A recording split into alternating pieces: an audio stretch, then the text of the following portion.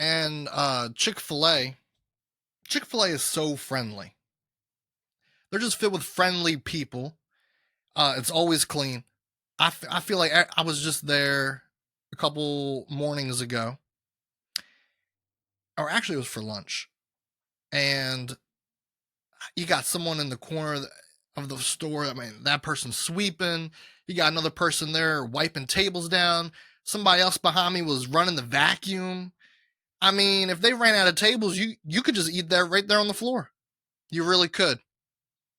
And I've noticed, really, I've visited a lot of different Chick-fil-A's, and I've noticed that they hire a lot of Hispanics, which is a good thing. Hispanics, man, they got that natural hard worker. They're natural hard-working individuals. They got, I think it's in the genes. It's not Wrangler, not Levi's DNA. It's genetic. That they're just hard workers. And I love Chick-fil-A. I really do. Well, welcome back to the podcast, everyone. No co-host today. No co-host this week. Chris is absentino. How do you say absent in Spanish? Absento. He's absent. He is. He's been streaming a lot. You guys probably remember I told that he does his streaming channel. So we just took a break, but I'm here, folks. I'm here. If you're watching me on YouTube, go ahead and hit that subscribe, like, comment, share button. Hit it all. Hit it all, folks. And if my audio, my little ear listeners, you're on Spotify, hit that follow button. Hit that follow button. Appreciate the support. How was your week? How you guys been doing? This is a solo episode. Welcome back to another solo episode. It's been a minute. When's the last time I did a solo episode? I don't remember. I don't. But yeah, solo episode, folks. Solo episode. Catch up for the week. I've had a busy week. I hope all of you all out there had a pleasant week. Stress-free week. Let's see. Last weekend visited my parents, played some Uno, had s'mores and drinks around the fire. My dad built his own fire pit from the ground up, all by his lonesome self. So I got to check that out. That was pretty cool. And there's no love in Uno. I've talked about this on the show before, and I whooped my mom's butt 4 times. Oh, she couldn't get one on me. People, she couldn't win to save her life. But it's all in love. There's no love in it, but when the game's over, it's all said in love. It's all done in love. Is how I feel. That's how I feel. So that was fun, getting to spend some quality time with my folks. Don't really get to see them that much since they moved, but I make it a point to try to visit. My mom rags me a lot for not visiting as much as I would like, but she can pay for gas. I'll visit more. I tell you that. My dad and I, we went to go see a movie called Marsh's Daughter. The Marsh King's Daughter. It had the girl that played in Fault in Our Stars, the sad cancer movie. Yeah. That was a tearjerker, The Fault in Our Stars. The Marsh King's Daughter, that was a good film. It had mystery. It's good for an ADHD person. I'll tell you that. It had me on the edge of my seat. I didn't know what was going to happen next, and it had mystery in it. It had a little bit of relationship struggle, showed a marriage that, we got to do better communicating, right? We got to do better letting each other in. So it had a little bit of that, but mainly mystery, this guy, serial killer murdering on the loose. Where is he hiding? Who's his next victim? that kind of thing. What else has been going on? Work's been busy still. We're down 4 people now. 4 people. God, 4 people. There's 8 of us. 7. Well, including me. Okay, yeah, there's 8 on my team. And one of us is in another building. So really it's 7. So we're all pretty much slammed. But that's good. It definitely makes the time go by fast. Makes, from the time you come in and it's like, whoa, I'm ready. It's time to leave.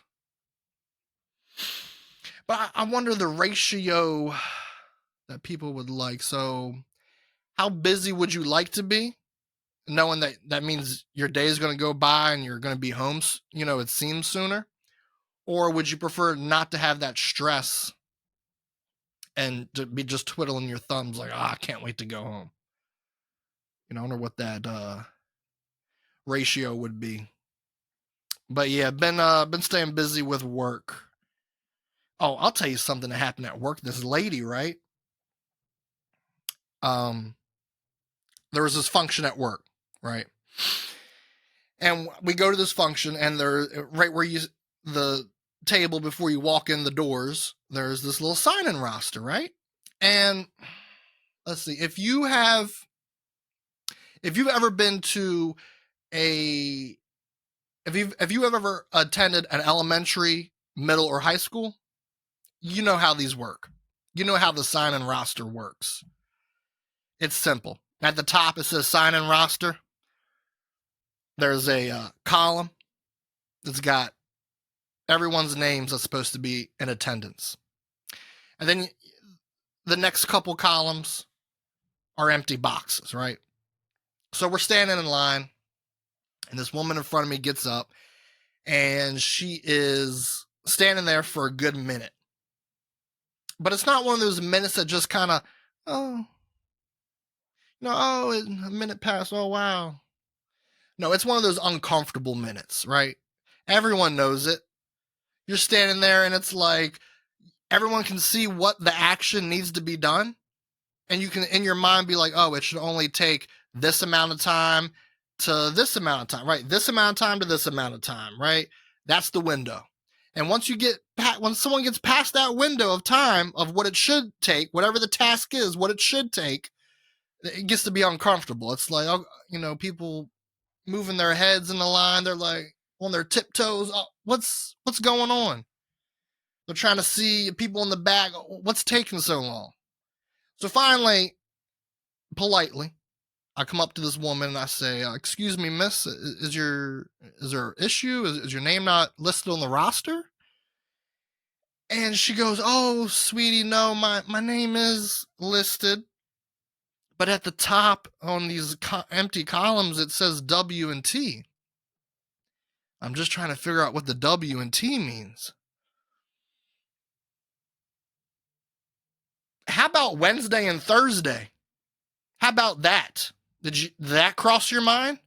Did you attend any kind of school? Have you ever seen a sign-in roster? You ever go to a PTA function? You ever go to a job that had a piece of paper with all the employees' names on it to sign in and sign out? You ever go check a book out at the lot? What W and T? What does the W and T mean? If you told me to take my entire year's paychecks, my salary, and each month you told, or you just added up all my entire salary and said, hey, take that lump sum and I want you to bet on what that answer could be, on what the W and T mean. Every frickin' time, I would bet it means Wednesday and Thursday for a sign-in roster with W and T at the top, with the columns that are next to all of our names. It means Wednesday and Thursday. I mean, who hired you? We need to reevaluate the questions that are asked in these interviews, in the application process. These applications, oh, when's the last time you did a lot of coke? When's the last time you were arrested? Do you have a record? What languages can you speak? What year did you graduate? What certifications do you have? How about, what does W and T mean? What are the abbreviations of the days of the week? We need to go back to common sense questions. That's what needs to be asked in interviews, on job applications, just common sense questions. I don't know what's happening.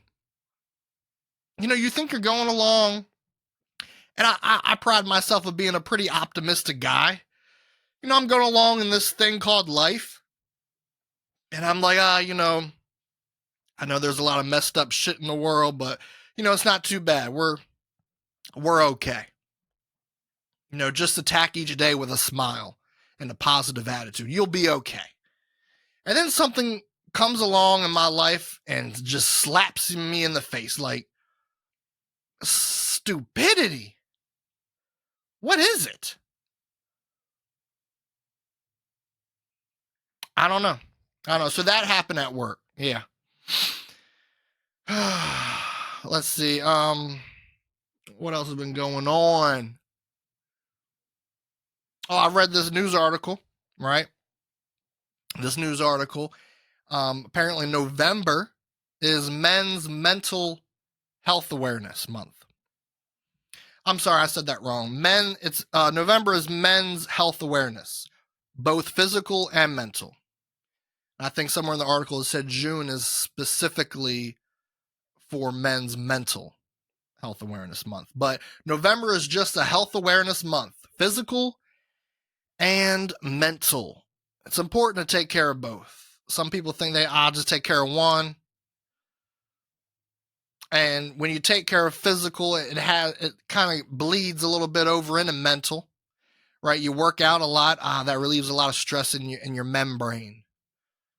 But that's not the whole picture, folks. You got to take care of both, especially for men in the American culture, American society. Men are, I don't know, I read it early in the week and it just got me thinking, and I guess it pretty much set me up for the idea of doing this episode this week. It just kind of put me in this deep mood, right? Deep mode, I guess. Yeah. If we're playing a video game, I'm in deep mode. And yeah, so society, men are just taught early on, whether it's the way you're raised or it's the way society treats men, that you're not supposed to cry, you're not supposed to be weak, you're not supposed to wear your heart on your sleeve. And I don't know. So it's like sometimes when you read something emotional, right? Or you read something deep, philosophical, right?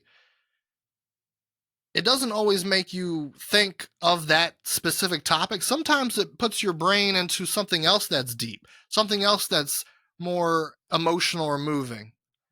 And I guess that's what it kind of did for me this week. It kind of made me, I've been this week just reminiscing on my childhood, different lessons that I've learned from a lot of the important people in my life, the important adults in my life when I was growing up. And I don't want to get too much into it right this second because we'll get into it later in the episode. But yeah, so I read that. And yeah, so November is Men's Health Month. So get out there, get you some physical activities and get you some mental activities. Get you talking about your feelings while you're cranking those weights. That's what I recommend.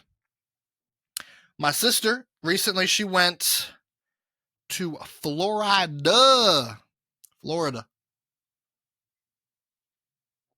Yeah, her boyfriend and her son, they took a little Disney trip because my what do you call your sister's boyfriend? If there's no, if she's just, if he's, they're just boyfriend, girlfriend, they're not husband, wife. Do you still call him brother-in-law? After so long of dating. I would argue yes. But for now, we'll just call him Ben. And Ben's work, he got invited to see these rockets launch in Florida. So that I'm sure that was just a fascinating experience. You know, his work, they do a lot of stuff with science shit. Oh, they science the shit out of science, bruh. They and they get paid to do it. And they are knowledgeable, so that's why they do it. They do science. They do it. Science is just one of those topics that's so cool. I sucked at it in middle and high school, but that's okay. As an adult, you just you can appreciate the career fields and the sciences. So yeah, he got to do that. He got to go to Florida and see them rockets, boy. Them rockets take off, man. Right into the sky. Yeah, so yeah, they got to make a Disney trip out of it, right? So you got to see you got to see science shit, and you got to see Mickey Mouse. Star Wars rides. Swimming in the pool. Come on. Life's good. Life's good. All right, let's move to the drink of the day, people. Today's card is a red 10 of hearts. Hold it up there for you. Yep, red 10 of hearts. So it is Caribbean berry. And here's the thing about the word Caribbean before I get into the drink of the day, right? If you're watching Jack Sparrow, it's Pirates of the Caribbean. No, I'm sorry. It's Pirates of the Caribbean. Pirates of the Caribbean. If you go visit that area, it's Caribbean. You don't say, oh, I just got back from the Caribbean. No, you say, I just got back from the Caribbean, the islands, the water. My cruise ship went to the Caribbean. If it's an alcohol drink, it's a Caribbean berry. I think I said it wrong. That's my ADHD brain. Sometimes I mix up the two, but get it straight. The movie is Caribbean. Anything else is Caribbean. It's Caribbean. All right, let's see what we got. 1/4 ounce of coconut rum, dash of Midori, dash of peach schnapps, dash of cranberry juice, 1/2 ounce of Myers Jamaican rum, shake over ice, and strain into a shot glass. Oh, it's not. Oh, so it's just a shot. You can't even call that a drink. A shot of the day, I guess. Shot of the day. But yeah, that's the Caribbean berry, folks. Caribbean berry. Moving on to the quote of the day. Who do we got? Let's see. Who do we got quoting today? Mr. John Wayne. All them cowboys out there. My dad was a big fan of John Wayne. He showed me all of the movies growing up. Whether I wanted to or not, he showed them to me. So they were good movies. Some of them. Most of them. One or two. Came from an older time that I obviously didn't grow up in, so. Here we go. Quote, Mr. Wayne, courage is being scared to death, but saddling up anyway. Courage is being scared to death, but saddling up anyway. John Wayne. Something happens, right? And you know you need to run for the hills, man. Oh, I'm not going to go do that. No. But maybe people are relying on you. Maybe you need to prove something to someone. Maybe you are trying to pave a better path. Maybe for like a child or a grandchild, niece, nephew. So you saddle up and you go anyway. You do it. Even though you're scared shitless, you do it. I think that's what that quote pretty much means. All right, so let's get into the episode Lessons Learned. Basically, this episode, like I said, I was reminiscing this week, and I don't know, I think it just got me thinking on all the important people in my life growing up, right? That taught me various things, and a lot of them similar. A lot of them bled into each other. It's funny how one adult can teach you something and you hear something else from another adult and you see the similarities, and sometimes it's identical and sometimes it's vastly different. But the ones that are identical or similar, it's interesting because it's like they're two different people, but the advice or the lesson is pretty much the same. The message is the same. And I've always felt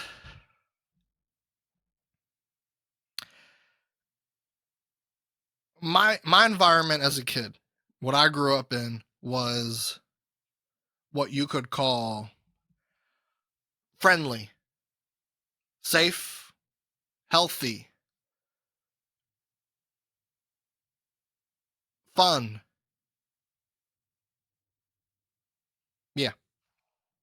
And I knew a lot of people growing up, a lot of people did not come from that background. A lot of them came from brokenness, broken families, broken marriages, broken homes. A lot of them, I really, I really couldn't relate to a lot of my friends growing up, or a lot of people I just knew, because I didn't come from that. I didn't come from this family of abuse. I didn't come from this family of not being loved. And it's, I don't know if this is just me, but sometimes when you think back on how you were raised, or how your life, your childhood was, and you compare, we always compare. It's like a human nature. It's hard not to, right? And you compare your life or your childhood to other people. It's like, if you had something good, it's almost like you feel guilty. Like, I don't have shit to talk about. I don't have shit to complain because I wasn't abused. I wasn't loved. And that was never me. I always had two parents that loved me. I had siblings that I got along with. There was a huge age gap, which I'm sure probably helps, but I didn't have this brokenness in my home. I didn't have this brokenness in my family. Well, yeah, there was brokenness and pain in my family, but for me, in my childhood growing up, there was no, everything connected. Everything was made sense. I knew I was loved. I knew there was a place for me, that I would be safe at my own house. I knew I could communicate with my parents and they would communicate back. You know, I had 3 square meals a day, right? I had parents constantly talking to me about advice and shit like that. So I didn't come from all this brokenness and pain. And sometimes looking back, or if someone, especially when I was real young, like as a teenager, I just felt guilty. I didn't really want to talk about it. Like, what do I have to offer? What do I have to tell someone? You know, so I don't know. But so basically, four adults, parents and siblings, 2 parents, 2 siblings, and I'm just gonna go through the line here. What each of these people in my family, they taught me. Lessons that I've gleaned from. Gleaned. What is gleaned? Gleaned from? Advice, lessons, things that I admired about them. I'm just going to kind of go through that. And I just wanted to share that with you guys, hoping that, if someone comes across this video and they didn't have that, maybe they can say, oh, that's what a healthy family is supposed to look like. That's how you raise a child, right? And I'm not saying I'm perfect. I'm not saying I turned out uh, living the perfect straight and narrow life, but I definitely had a great upbringing, a great childhood. And don't we just love a boys versus girls? And that's how I'm breaking it up. Girls versus boys. We got my mom and sister, and we got my dad and brother. And that's how this is broken up. So parents always come first, because without parents, we wouldn't be here, right? So my Mama Jane, she's up first. Jane is her name. I think one of the many things my mom taught me was unconditional love. Maybe that's just all great mothers, right? But I didn't always just see it with her love for me. I saw it with her siblings. Now she comes that you want to talk about a broken home. That's my mom's childhood in 2 words. Her siblings, she was one of the few good eggs that came out. She's from a family of 10, 9, something like that. And pretty much majority of her siblings are either alcoholics, addicted to drugs, crime, jail, everything. You name it, they're on it. But time and time again, I saw my mom helping her siblings out, welcoming them into, our home, giving them a room to stay in. Came out of jail. They needed somewhere to get their feet back up. Get their feet back up. Get their life back up. What's the saying? Get back up on your feet. Get back on your feet. Somewhere to get back on your feet. And time again, my mom opened up her door, opened up her bank account, bailed this person out, bail that sister out, give money so that brother can make rent or whatever. Have a sliver of bologna on his plate. Something in his belly, something in her belly. Time and time again, she was vulnerable to her siblings. And, obviously, as any addict, they take advantage of that. That's just what addicts do. And yeah, so throughout my childhood, I learned this unconditional love that my mom had for family. Family sticks together. Family leans on each other. Family tries to help each other out as much as they can. I also learned about being strong for my mom. I talked a little bit about this before, but my mom is a survivor of the big C. Cancer. Yep. So, yeah, she got it. She wrestled with it, and she beat it. She's also taught me to be strong through breakups. She's the first one in any breakup that I've had that always says, oh, they don't know what they lost. And it's like, all right, you're my mom. Obviously, you feel that way. You got to say it or whatever. But I made mistakes too in relationships, especially my adult ones. Adult relationships, it's not all one-sided. You're in high school or whatever. It's like, oh, you're going dating so-and-so. Sarah kissed Brad at the party. Yeah, that's one-sided. There's really not much, I don't think, can be two-sided or too advanced and two-sided when you're a teen. It's when you get to an adult and it's like, oh, I shouldn't have done this or that. She shouldn't have done that or this. And it just didn't work out. But not my mom, man. She's the first one. They messed up. Block on social media. Block on text message. I'm never talking to them again. And that's just a mother's love, man. So, yeah, she through cancer, through how she acts in my breakups, she's always just telling me, just be strong. Just be strong. Yeah. Yep. So thank you, Mom. If you're watching, thank you for those lessons.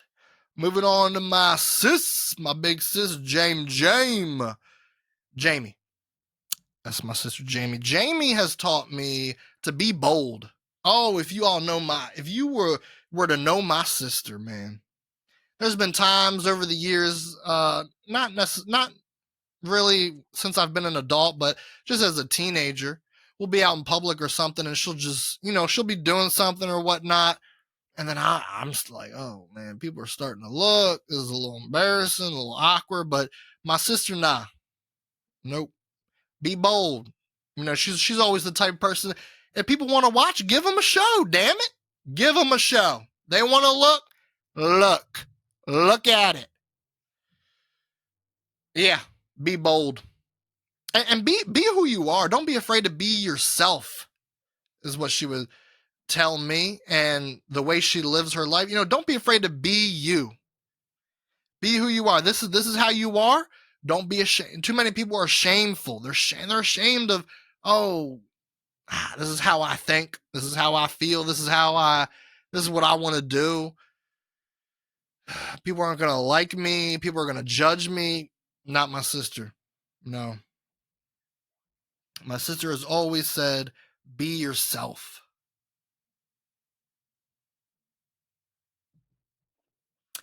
And she's also taught me that family is everything. Oh, my sister has always had my back. And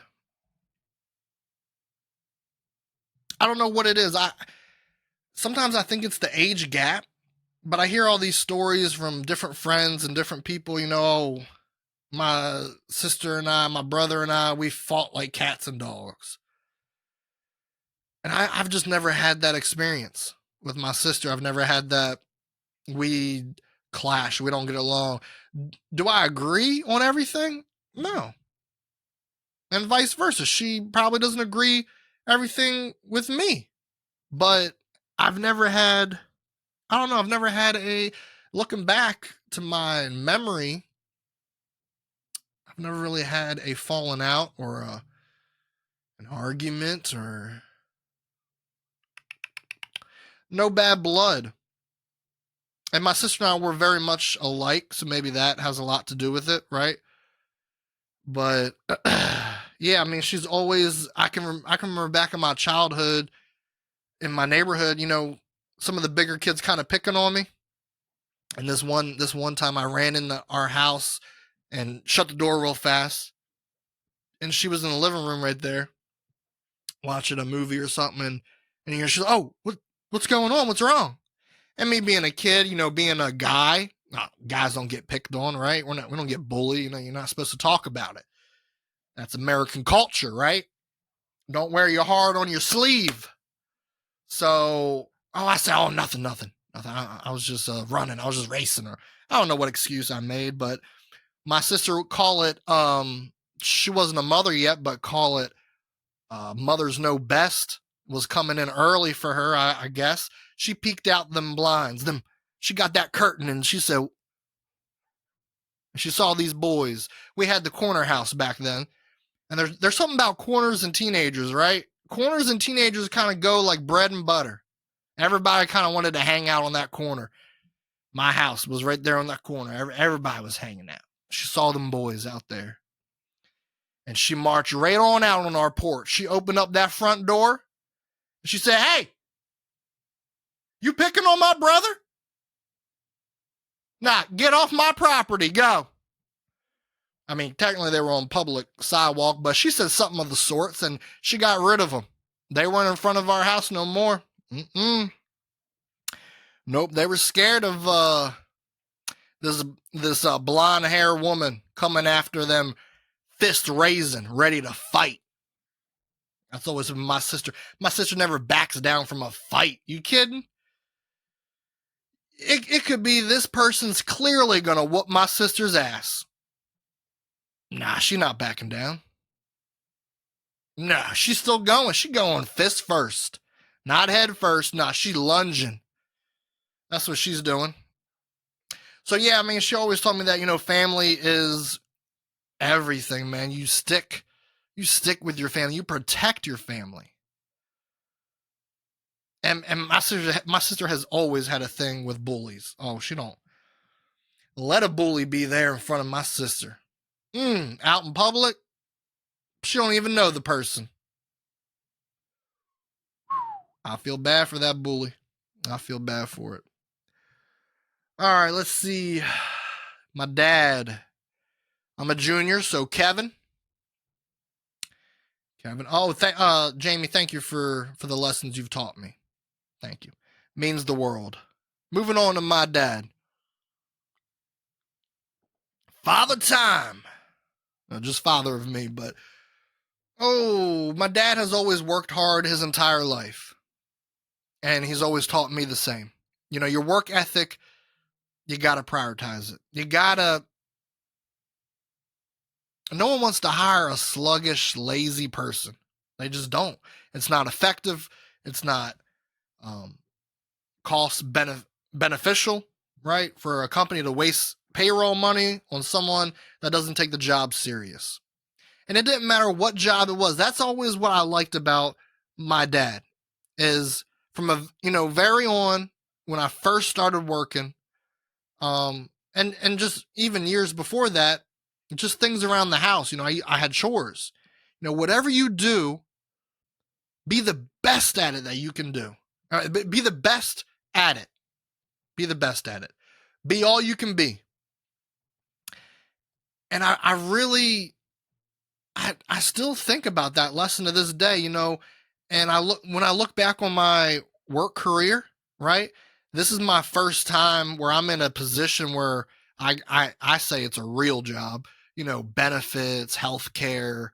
It's 401k, like it's an office setting. I got levels to work up to. And all my other jobs, because of what my dad taught me about working hard and work ethic, that I was the best that I could be, from, whatever the job was. If you're going to go work at McDonald's, be that best burger flipping person you can be. You're going to cook them fries, man, cook 5 batches at a time. Cook 10. We got this, Rush. Be that best McDonald's employee you can be.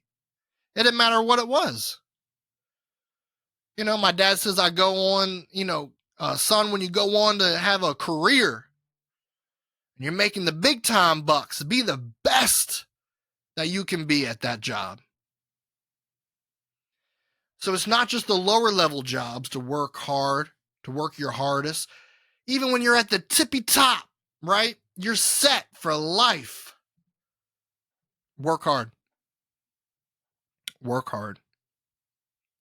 He also taught me that your word is your bond. Oh, because every kid lies, man. I had some shameful times as a kid lying. And I remember my dad stressing to me repeatedly,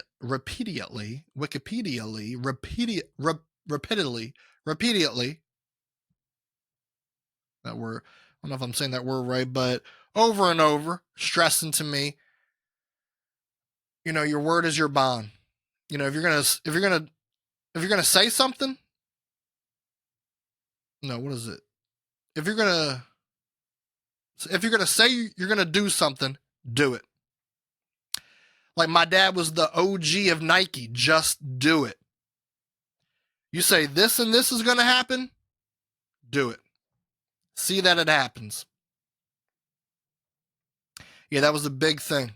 That was a big thing my dad taught me, and it stuck to me till this day.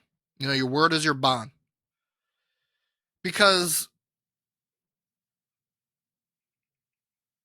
you say, oh, I'm going to do this or that, and after so many times of saying it, it never happens, and then people find out, it ties into also a reputation thing.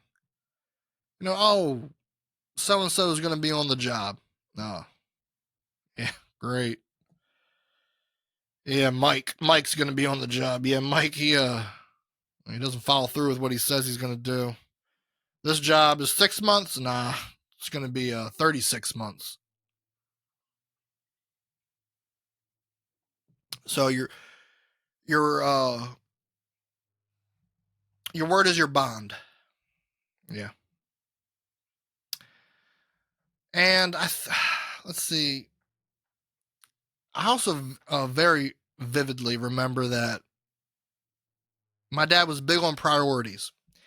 And now it's pretty much a 3-step or 3-thing priority that he's always lived his life. And you can break these things down and get in more detail, but for the sake of this episode, we're just going to do the big sum of it. And, he's kind of always lived his life: faith, family or friends, work, right? I can't remember. I'm pretty sure friends comes before work. And pretty much, I think he just grouped family and friends together, right? Because some people don't have a family. But pretty much what he's always prioritized is, faith, family, work. Faith, friends, work. Family / friends, right? Every time you put a slash between something, that just means it's grouped in. But they just want to be fancy and put a slash. And so, yeah, he was big on prioritizing those things, and then everything else. Take care of these 3 things, everything else. But make sure you do those 3 things. And I've admired that about him. He's always stuck true to that. He's stuck true to that. I've always appreciated his value in giving me advice. Now, like I said, I'm not perfect, right? I didn't turn out perfect, this straight and narrow person, but never once have I not appreciated when my parents have tried to give me advice. Have I taken all of it? No. But especially my dad, he's always made it a point when to sit me down, or maybe we were already sitting or standing or whatever. He just made it a point growing up to give me, oh, I think you should do this or that. Let's say you do this or that and it don't work. And let's say you go, if you didn't do that or this, and instead you did this way, it might have worked. And I forget the context of this one time, but and I think that's where I get sympathy from a lot, is from my dad, because my dad has always been the type to, is it keen? Is that the word I'm looking for? He's keen to sympathize. He's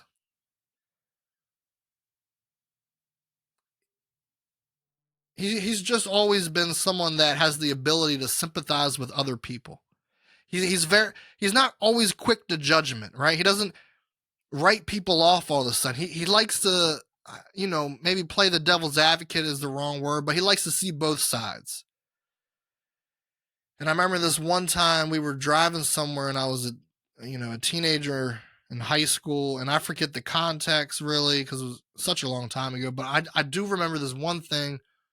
I don't even know if we were talking about anything. It was just one of those drives where it was just kind of silent, and that's okay. Sometimes no one's got nothing to say. Listen to a little background music, just going for a drive wherever we were going. And then kind of just out of the blue, my dad said, he said, it must be really hard growing up right now. And that just, I don't know why I always remember that. It must be hard growing up right now.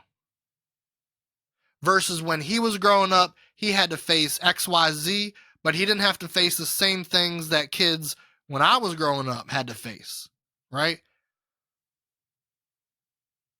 But he saw that. Most adults are like, oh, these kids, they don't know what's what. Oh, when I was the kid, yeah, we had to walk through 5 feet of snow to go to school. My dad, he didn't just kind of come off like that. He's always, sympathized. He's always been one to realize, yeah, the world is constantly changing, and these things that are happening now, I didn't have that when I was a kid. I didn't have to deal with that. And I don't know, that conversation just kind of always stuck with me, and I'm sure it followed with a whole nother more sentences, but that's the one I remember. and I can't remember what it was about. But yeah, thank you, Dad. Thank you, Dad, for the lessons. I do appreciate them. Last but not least, Danielson. Big bro, Danny. Big D. And the big D stands for Danny. Nothing sexual there. Work ethic as well, just like my dad. I've always learned from my brother his work ethic, his ability. He's, from watching him, right? He's always kind of taught me that don't ever be afraid to work the job that no one wants to work, right? Because before my brother got to where he is in the career field that he's in, working for the state highway, he's also worked other jobs that are, crappy and cruddy, but he's never been afraid to do it, to provide for his family. That's, his biggest thing. Don't be afraid to work long and hard hours to provide for your family. Do what you got to do.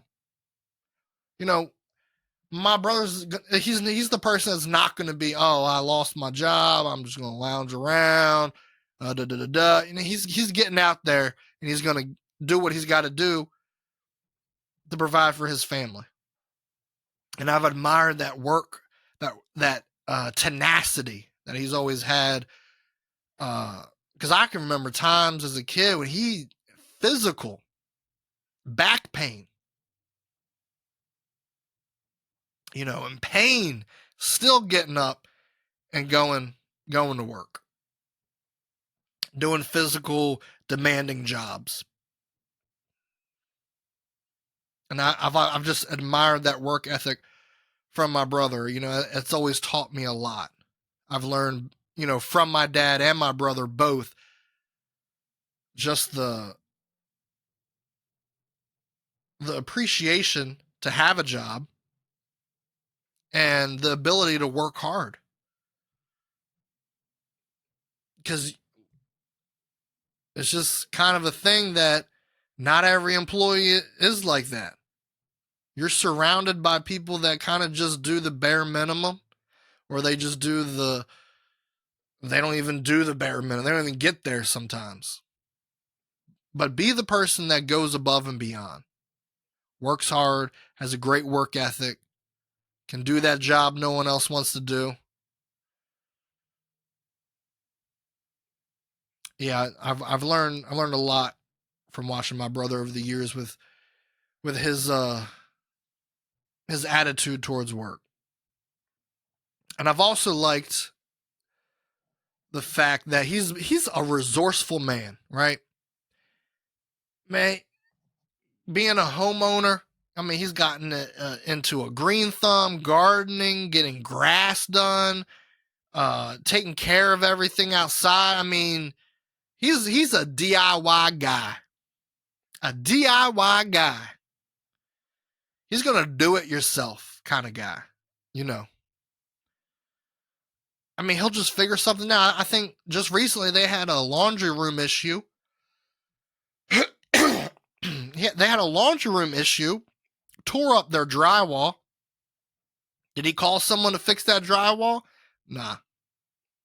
Not my brother, man. He DIY'd it. He DIY'd it. And that's what I've also admired that of my brother. He's going to figure a way out. He's going to figure out how to do something, how to complete it, how to accomplish it.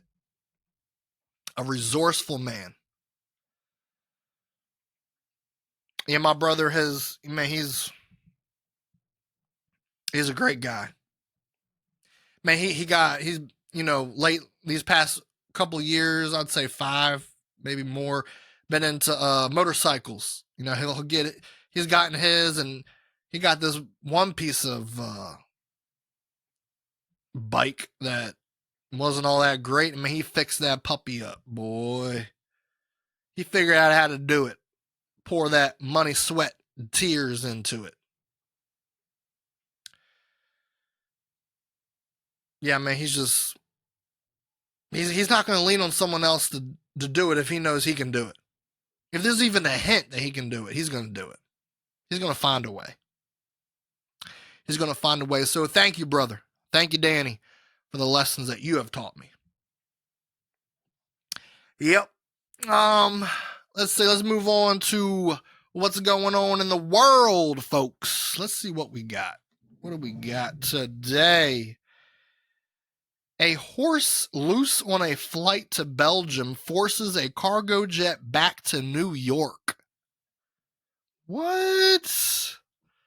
What's going on here? Okay, so there's a flight to New York, and all of a sudden, so they're carrying horses in the cargo area, and a horse escaped its stall, and they had to turn around where they took off from and fly back. It says the pilot radioed that they would need a veterinarian when they landed. Maybe the horse got an injury when it got loose, but that's pretty much common sense, because God made this animal without wings. Horses aren't meant to fly. I mean, no shit, it got loose. It's thinking it's gonna die. It's like, I ain't ready to go to heaven yet. I need to go back down to earth. I mean, it's looking down. It's not seeing green, not even brown dirt. It's just seeing that metallic concrete, silver, steel floor that planes have. Come on. Of course the horse got free. Bro, it doesn't want to die. It don't want to die. It don't want to die. What else we got? Thanksgiving grandma teams up with Airbnb to welcome strangers for the holiday. Now, this is a heartfelt story. We got Thanksgiving coming up next week, folks. Apparently, this woman, years ago, didn't know that her grandson, was it? Yeah, her grandson changed his number. She didn't know that. So she texted this number, and apparently it was someone else's, a stranger, about Thanksgiving dinner, where to meet, what they're having. And apparently this stranger said, I would still like to come. And she invited him. And it's been their tradition every year. But now she is partnering up with Airbnb to have people to sign up, strangers to sign up to come to her house and have Thanksgiving dinner. Man. And isn't that a perfect idea for something like the holiday Thanksgiving? I mean, that's pretty much what it's all about. That's the theme, right? Being thankful for what you have, reaching out to those in need, those that need a place to have Thanksgiving. Don't we wish all grandmas were like this? Thanksgiving grandmas, what they nicknamed her. Okay, TG. Okay, Thanksgiving grandma. Let me see. Last thoughts here. Folks, last thoughts. Thoughts that escape. Let's talk about that.